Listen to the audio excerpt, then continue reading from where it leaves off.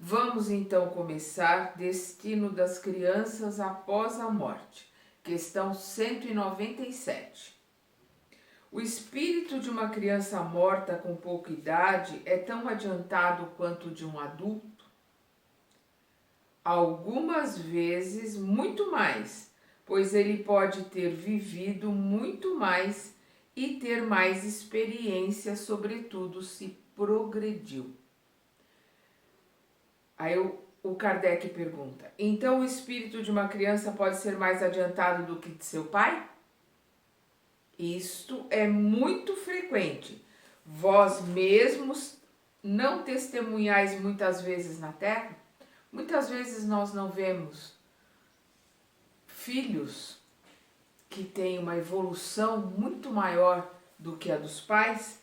Aí nós vamos dar uma olhada na 383 e na 385, que vão complementar bem a questão que nós estamos. Na 383, para o espírito, qual é a utilidade de passar pela infância? Resposta: o espírito encarnado, com o objetivo de se aperfeiçoar, é mais acessível nesse período às impressões que recebe e podem ajudá-lo em seu adiantamento, para o qual devem contribuir os que estão encarregados de sua educação. Então, a infância é o período preparatório, o esquecimento do passado, que vai voltar gradativamente a partir dos 7 anos e se potencializa a partir dos 14, é o tempo que os pais têm para ensinar, para passar noções de moralidade, de espiritualidade, dar as bases para esse filho, pais ou tutores, né? E aqui nós vamos ler na 385, por isso a necessidade da infância, né? De onde vem a mudança que se opera no caráter numa certa idade e particularmente no final da adolescência? Nós já comentamos aqui, né, a questão dos 14 anos, né, da pineal. É o espírito que se modifica? É a pergunta do Kardec. É a resposta: é o espírito que retorna à sua natureza e se mostra tal qual era. Nós já comentamos aqui. Então, por volta dos 14 anos, quando a pineal está ali disparando os hormônios da sexualidade, das mudanças da adolescência, ela também traz de volta as reminiscências, a bagagem que aquele espírito tem da sua vida anterior. Então, não voltam as lembranças, mas voltam no inconsciente, voltam as sensações, as ideias, os pré-conceitos, as ideias pré-estabelecidas, e aí é que vai se manifestar o quanto os pais conseguiram passar, principalmente pelo exemplo, pelo amor, conseguiram passar informações que modifiquem, né, essas ideias que vêm das vidas, da vida anterior desse espírito. Aí nós vemos aqui outra pergunta. O espírito de uma criança que morre com pouca idade pertence aos graus superiores, uma vez que não pôde fazer o mal? Tem muita gente que tem essa ideia, né? Morreu criança, é um anjinho, virou um anjinho. É um espírito que está em evolução, é um espírito que tem passado, que tem história. Olha a colocação dos espíritos.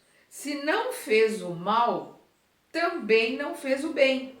E Deus não o liberaria das provações, das provas, né, pelas quais deve passar. Se é puro, não é pelo fato de ser criança, mas porque era mais evoluído. Então, se é um espírito puro, ele é puro por ter evoluído, por ter aprendido, não pelo fato de ter desencarnado como criança. Vamos lembrar o item 6 do Código Penal da Vida Futura, né, do capítulo 7 do Céu e Inferno. Esse item 6 sempre, eu já repeti aqui algumas vezes, sempre me martela, porque desde que eu li eu não esqueço. Nós somos responsáveis pelo bem que deixamos de fazer. Se nós somos responsáveis pelo bem que deixamos de fazer, quanto mais pelo bem que era esperado de nós e que nós não tivemos oportunidade de fazer. Então seria, como é que pode? A criança não teve oportunidade de fazer o mal, mas ela também não teve oportunidade de fazer o bem, e se a nossa responsabilidade vai até o bem que nós deixamos de fazer, ela está isenta dessa responsabilidade? Não, não tem sentido. Então a criança que desencarna antes dos 7 anos, ela volta para o plano espiritual com o perispírito da sua reencarnação anterior. E que desencarna depois dos 7, ela já volta ali com o perispírito daquela encarnação como uma criança. Como a gente vê lá no livro Entre a Terra e o Céu, a casa de Blandina, que é a casa que acolhe essas crianças para ajudá-las, para instruí-las, auxiliá-las, porque normalmente elas já têm uma reencarnação mais rápida. Aí nós vamos ver aqui o caso, uma resposta que a gente se enquadra muito ali no caso do Entre a Terra e o Céu. Quando ele diz, porque muitas vezes a vida é interrompida na infância, a duração da vida da criança pode ser, vamos lembrar aqui, pode ser para o espírito que está encarnado nela o complemento de uma vida interrompida antes do término devido.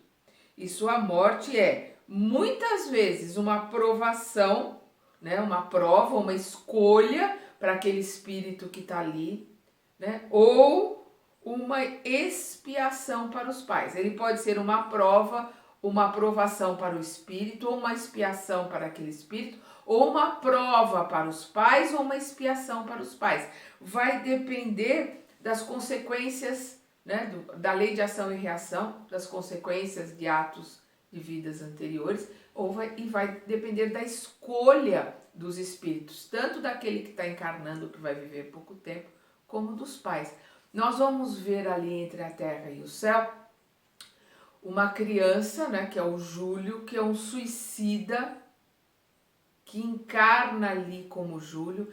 Ele tem a misericórdia, ele tem por encarnações anteriores. Por quê? Porque o suicida, nas suas primeiras encarnações, ele passa por vários abortos. Por que ele passa por esses abortos? Porque ele está reconstituindo aos poucos o perispírito que ele destruiu. Ou se ele destruiu faringe, laringe, esôfago, estômago com veneno, ou traqueia, pescoço, perdão, com enforcamento, cérebro, né, corpo físico com um tiro, ou alguma coisa se jogou num trem, ou por afogamento, pulmões, né, partes internas. Ele destrói o perispírito, porque por livre-arbítrio ele interrompeu. A vida foi interrompida, tinha um planejamento de vida, ele interrompeu, que é o que ele está colocando aqui. Então ele passou por esses estágios, ele teve uma possibilidade de encarnar ali naquela história que está sendo contada entre a Terra e o Céu, e desencarna aos 8 anos. Então ele desencarna e vai para a casa de Blandina. Aí nós vemos lá na casa de Blandina ele ainda sofrendo muito, porque naquela encarnação que ele havia se suicidado, ele tinha tomado veneno.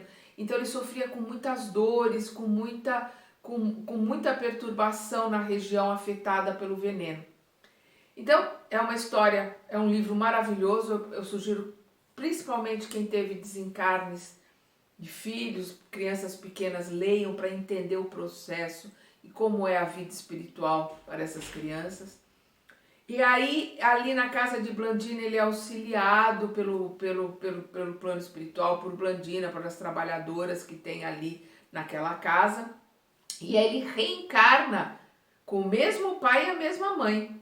Aliás, mesma mãe não, porque ele era enteado da personagem, né, que era a segunda esposa, não lembro agora o nome do personagem masculino. Eu lembro da mãe desencarnada, Otávia, né, que era a mãe desencarnada. E aí ele encarna como filho, daqui era a madrasta e do pai antes, eles dão o mesmo nome inclusive, ele volta a se chamar Júlio.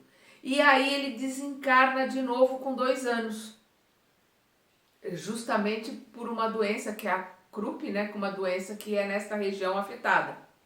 E aí, quando ele volta para a casa de Blandina, porque aí ele volta naquele perispírito daquela criança de 8 anos, porque ele volta na reencarnação anterior, ele já volta com menos dores, com menos sofrimento, né? Ele já volta com o perispírito dele já um pouco melhorado.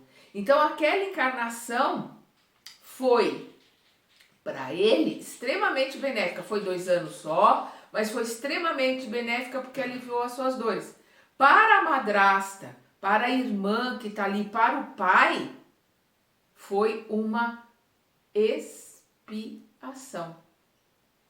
Por quê? Porque eles eram responsáveis, alguns, ou copartícipes de alguma forma, na situação que levou aquele espírito na vida anterior a se suicidar. Então eles passaram por aquela dor de perder um filho aos 8 anos, pois a dor de perder um filho com 2 anos, né? Por um processo de limpeza, expiatório, por serem os responsáveis indiretamente do suicídio, porque é o livre-arbítrio que faz com que aquele rapaz se suicidasse. Mas eles foram, né, os protagonistas da situação que o levaram ao suicídio. Então eles passaram ali por uma limpeza do terreno que eles haviam sujado antes. Então é uma expiação.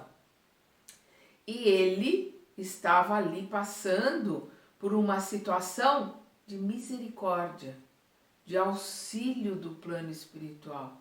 Nem é prova, nem é expiação, é alívio, é misericórdia.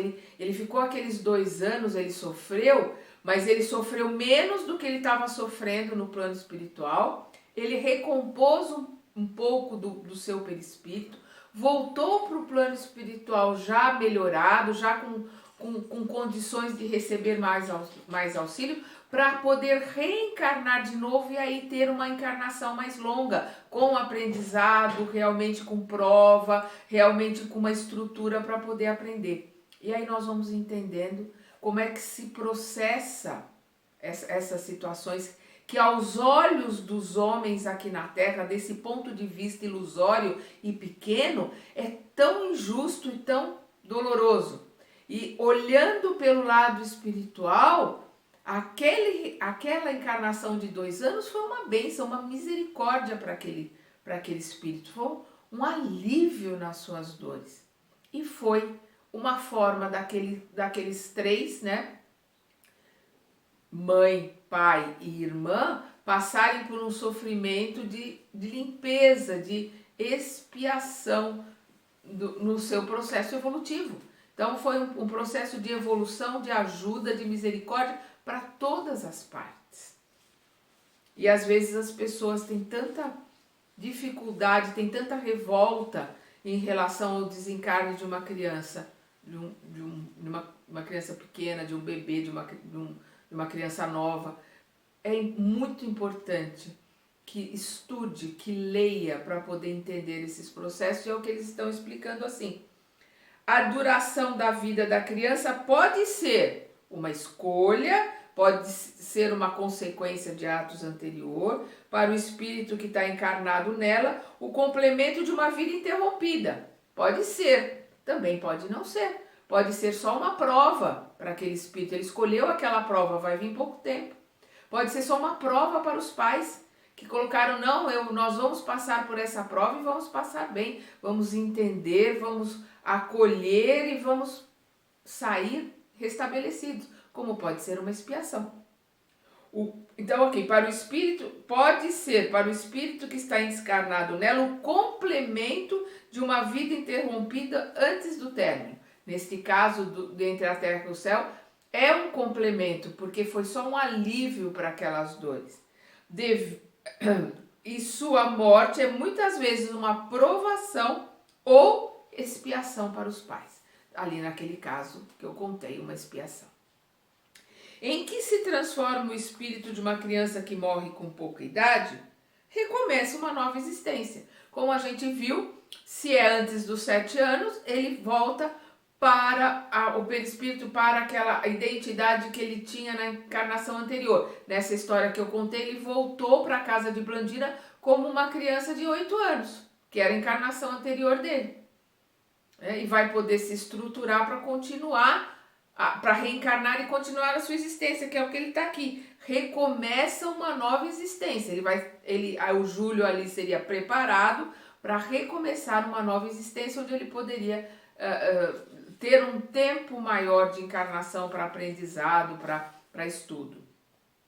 Aí nós vemos aqui um comentário do Kardec. Se o homem só tivesse uma existência e se, depois dessa existência, sua sorte futura estivesse fixada para todo sempre, qual seria o mérito da metade da espécie humana que morre com pouca idade para gozar sem esforços a felicidade eterna? E com que direito essa metade poderia ser liberada das condições muitas vezes tão duras impostas à outra metade? Tal ordem de coisas não poderia estar de acordo com a justiça de Deus. Então, tal ordem não poderia estar de acordo com a justiça de Deus. Vamos lembrar que esse livro foi publicado em 1857. Nós estamos aí no final do século XIX, onde ainda as crianças morriam muito novas. Famílias com 10, 12 filhos, às vezes chegavam na idade, na velhice, com 2 filhos, 3 filhos, porque a maioria dos filhos morriam pelo caminho, morriam muito novos, morriam de coqueluche, croup, cachumba, tuberculose, gripe, disenteria, doenças que hoje estão erradicadas, né? Doenças que hoje têm tratamento simples, mas que antigamente matavam muito. Por isso que ele fala da metade. Se a metade da população morre tão nova, então ela consegue, porque naquela época de Kardec tinha aquela discussão acalorada de céu e inferno, né? Purgatório. Era uma discussão na sociedade, era uma discussão até no meio intelectual, por causa da imposição da religião junto às escolas, junto... A sociedade ainda não era laica, né? Ainda não era separada a ciência, a escolaridade separada da religião. Então, por isso que ele coloca, se metade que morre tão cedo vai direto para um céu, como os católicos colocam, não seria justo. Que a outra metade que vive mais, então tem mais chance de errar, tem mais chance de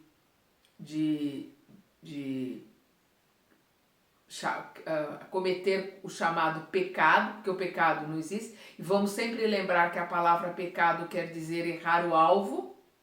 E a gente, para aprender a atirar no alvo, a gente vai errar muitas vezes até conseguir acertar o alvo. Então precisa se entender bem o que quer dizer a palavra pecado, que tomou um outro significado nas religiões dos homens, né? Então, para aprender, nós temos que errar. O erro nos leva ao entendimento, ao conhecimento melhor, porque é mais doído, e a gente não comete mais aquele erro. O que não pode é repetir o mesmo erro, porque aí é burrice, aí é ficar estacionado, é ficar que nem o cachorro correndo atrás do rabo. Aí o Kardec continua. Pela reencarnação, a igualdade se estende a todos. É a lei de justiça. Todo mundo tem a mesma chance de reparar os erros, todo mundo tem a mesma chance de aprender, todo mundo pode desencarnar criança e todo mundo pode desencarnar com 90 anos. As chances são iguais. Vai depender das provas, vai depender das escolhas, vai depender das expiações pela lei de ação e reação. Repetindo, pela reencarnação, a igualdade se estende a todos. O futuro pertence a todos, sem exceção e sem favoritismos.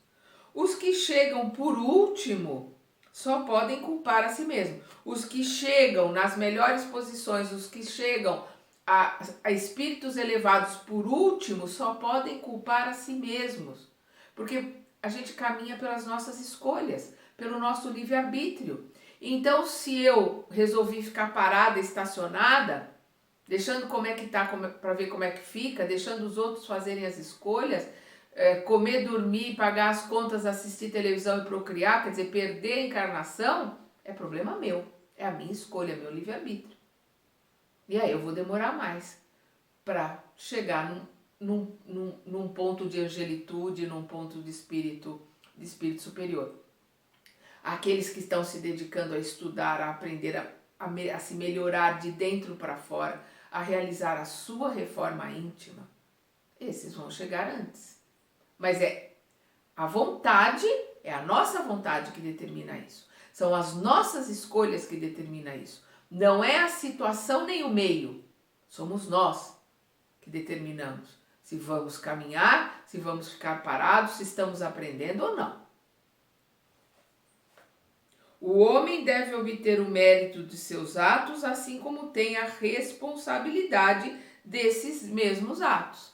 Então, nós temos o mérito das nossas escolhas corretas, da nossa vivência nesse mundo de aprendizado, de estudo e de ilusões, com escolhas boas e corretas, com aprendizado, com crescimento, é um mérito nosso.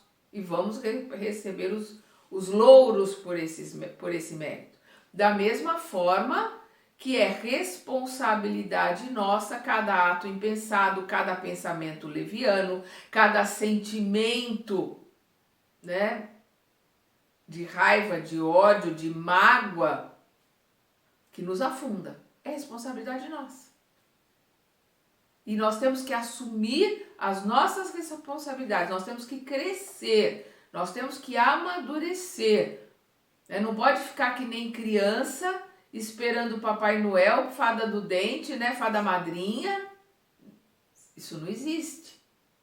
Somos nós que temos que assumir as rédeas da nossa encarnação, da nossa vida e as responsabilidades dos nossos atos, dos nossos pensamentos, dos nossos sentimentos. Além disso, continua o Kardec, além disso, não é racional considerar a infância como um estado normal de inocência. É lógico, não é racional, porque o espírito que está ali é um espírito que tem milênios, é um espírito que tem uma bagagem, que tem uma história. Então, a inocência é naquele estado que ela está ali, de bebê até uma certa idade, porque pela misericórdia de Deus, pelo esquecimento da vida passada, ela está num estado de inocência, de ignorância, por não ter conhecimento, por necessidade de auxílio, amparo e esclarecimento, até para aprender a comer, até para fazer xixi, cocô no banheiro, até para aprender a andar, para tudo. Nós humanos nascemos muito frágeis, muito dependentes. Então, repetindo, além disso, não é racional considerar a infância como um estado normal de inocência. Não se vê em crianças dotadas dos piores instintos numa idade em que a educação não pode ainda influenciá-las?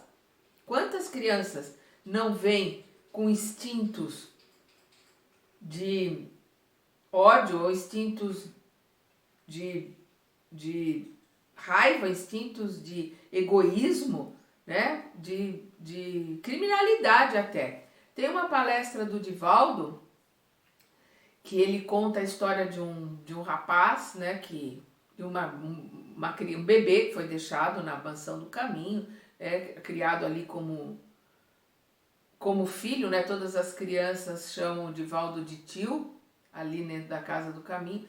E ele, com 4 anos, as professoras não queriam mais dar aula para ele, porque ele falava para elas que ele iria furá-las. Não, porque eu vou te furar. E aí o Divaldo foi conversar com ele, mas como é isso? Ele falou, não, porque eu gosto do cheiro de sangue. Com 4 anos, ele lembrava do prazer que ele tinha de furar as pessoas com a faca e do prazer que ele tinha com o cheiro de sangue.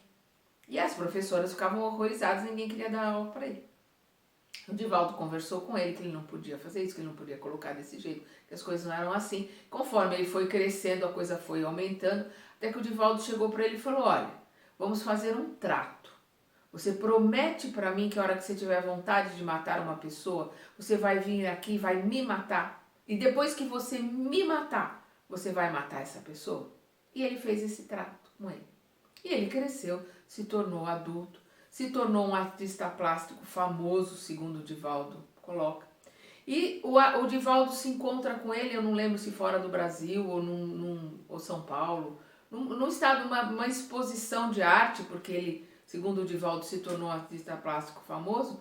E ele chegou para o Divaldo e colocou para ele que o Divaldo salvou a vida dele. Porque toda vez que ele disse que teve várias vezes vontade de matar pessoas durante o caminho dele, ele lembrava da promessa que ele tinha feito ao Divaldo.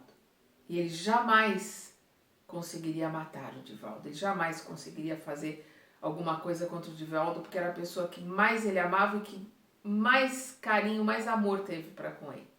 Então, pela promessa feita, ele se manteve ali naquela condição de ter desejado muito, mas não ter levado até o fim a vontade de matar, aquele instinto de matar a pessoa. Então a gente vê na criança esse instinto vindo da onde vem isso? Não é do meio, não é dos pais, né? É das lembranças anteriores que são tão fortes que afloram antes mesmo dos 7 anos. A gente coloca os 7 anos como a normalidade, mas não é uma regra geral, existem as exceções.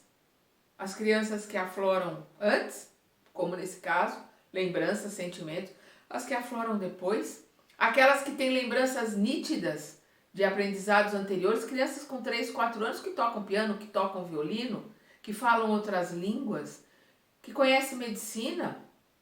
Por quê? Porque trazem consigo muito forte esses aprendizados, esses ensinamentos ou essas lembranças. Existe uma regra geral que é para o nível mediano e existem as exceções. A gente não pode nunca colocar é assim. A gente pode colocar na regra geral, o normal, na grande maioria, é assim. Mas existem exceções para cima, para baixo. Repetindo aqui. Não se vê em crianças dotadas dos piores instintos numa idade em que a educação não pode ainda influenciá-las? Caso que eu acabei de contar. Não se vê que algumas parecem trazer de nascença a astúcia, a falsidade, a perfídia, o próprio instinto do roubo e do assassínio. E isso pode, apesar dos bons exemplos, apesar dos bons exemplos de que estão rodeadas, caso que eu acabei de contar ali na Mansão do Caminho com o Divaldo, né? Os bons exemplos de que ele estava rodeado. A lei civil absolve seus delitos porque, diz ela, né, a lei civil, agiram sem discernimento e têm razão, pois de fato as crianças agem mais instintivamente do que deliberadamente.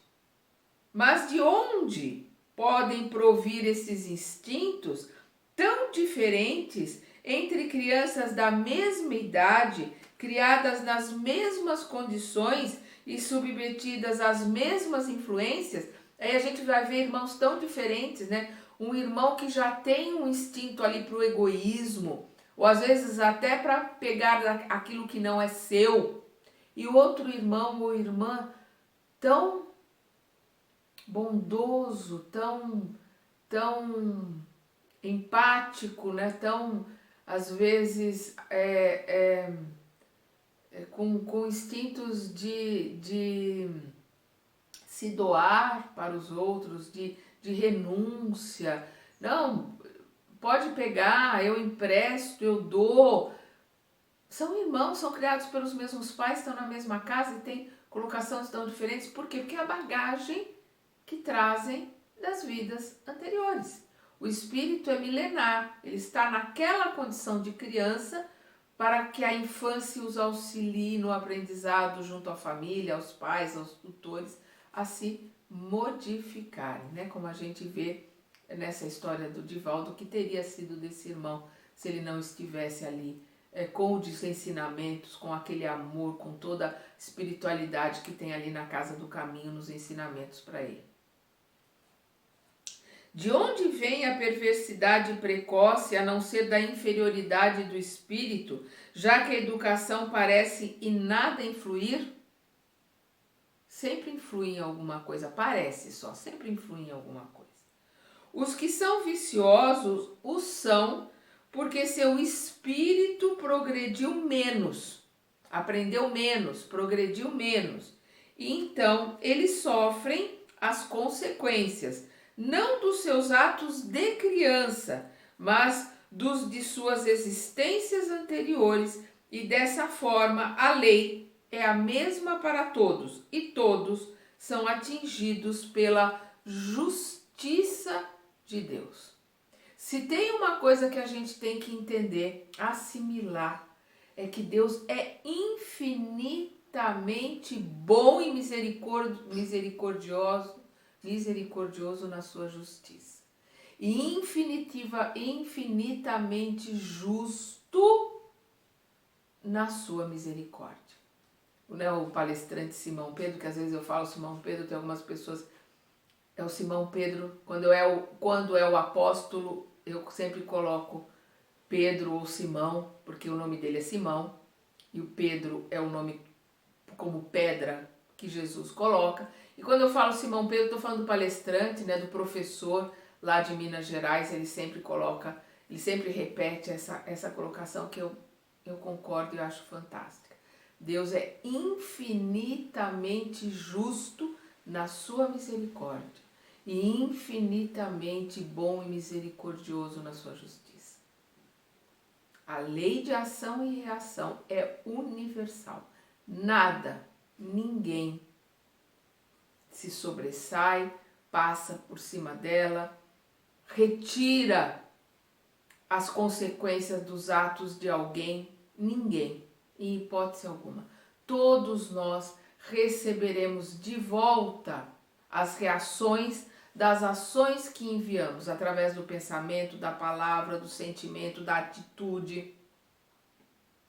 Se forem boas, ótimo, estaremos recebendo de volta as reações boas. Se forem ruins, teremos que recebê-las, aprender com elas, entender. Aí está a resiliência, aí está o aprendizado da fé, a fé que remove montanhas, aquela fé que sabe que Deus é justo, que nada acontece que não tem um propósito, não tem um ensinamento. Por isso perguntar sempre para quê? Para que está acontecendo isso? O que eu tenho que aprender? Porque normalmente os ensinamentos mais duros são as reações que voltam para nós, do que nós fizemos para o outro, e nós vamos sentir e passar o que fizemos o outro passar. Aprendendo, crescendo, se modificando com a situação, evoluímos. A dor pela dor não evolui ninguém, e isso é importante que se entenda. Tem algumas pessoas, principalmente dentro da doutrina espírita, não, a dor redime. Não é a dor que redime, não é a dor que faz elevar, é como se passa pela dor. Vamos entender isso muito bem, porque só passar pela dor não redime, não eleva, não modifica ninguém. É como se passa por ela. Se passa pela dor com fé, com esperança, com resiliência, com entendimento, com aprendizado, com mudança interior, aí a dor serviu para limpar, para lavar a alma, limpar e começar já num outro patamar, a vida espiritual e a próxima encarnação. Se a dor foi para desespero, lamúria, lamentação, revolta, danou-se, está se acumulando mais problemas, mais encargos, e vai passar por ela de novo, porque vai passar por ela até aprender, até assimilar os ensinamentos que ela tem para passar. Então a dor é necessária? Não. A dor só acontece, só vem por uma reação a uma ação nossa. A dor é como a febre no corpo. A febre é necessária? Não. A febre não é necessária. A febre não é ela que vai curar a doença. Mas a febre é o alerta para que a gente saiba que tem alguma coisa errada no corpo. Um vírus, uma bactéria, um corte que a gente não percebeu que está ali inflamando, e aí vem a febre. Ou por que tem a dor? Porque senão eu estaria me cortando, me machucando, me queimando, à torta e à direito, causando uma série de problemas para o meu corpo. O que faz com que isso não aconteça? Por causa da dor. Eu me corto uma vez, eu vou tomar cuidado para não me cortar de novo. Eu me queimo uma vez, eu vou tomar cuidado com tudo que é quente, para não me queimar de novo. Por quê? Porque a dor é um alerta. Opa, isso está errado. A febre é um alerta, tem alguma coisa errada no organismo. Por isso que veio a febre, para tentar expulsar aquele organismo diferente que está criando problemas ali no corpo. É uma reação a uma ação sempre. E isso precisa ficar muito bem entendido. Nós podemos passar pela vida com menos dor? Sim. Quanto mais nós aprendemos, menor vai ser a dor, menor vai ser os problemas, porque o jugo de Jesus é leve. Então, nós aprendendo, seguindo o caminho dele, tendo ele como exemplo, tendo ele como guia, se modificando, se aprimorando, nós vamos passando pelo mundo como escola, vamos passando pelas provas, e as provas sem expiação, não há necessidade da dor, há necessidade sim da provação, a prova para ver se aprendeu. E aí o jugo é leve, é mais fácil e vamos continuando e vamos crescendo. Deus não quer que a gente sofra, Deus quer que a gente aprenda, quer que a gente cresça, amadureça, evolua e volte para Ele com as nossas próprias pernas, pela nossa vontade. Vamos continuar então, o próximo vai ser o sexo dos espíritos.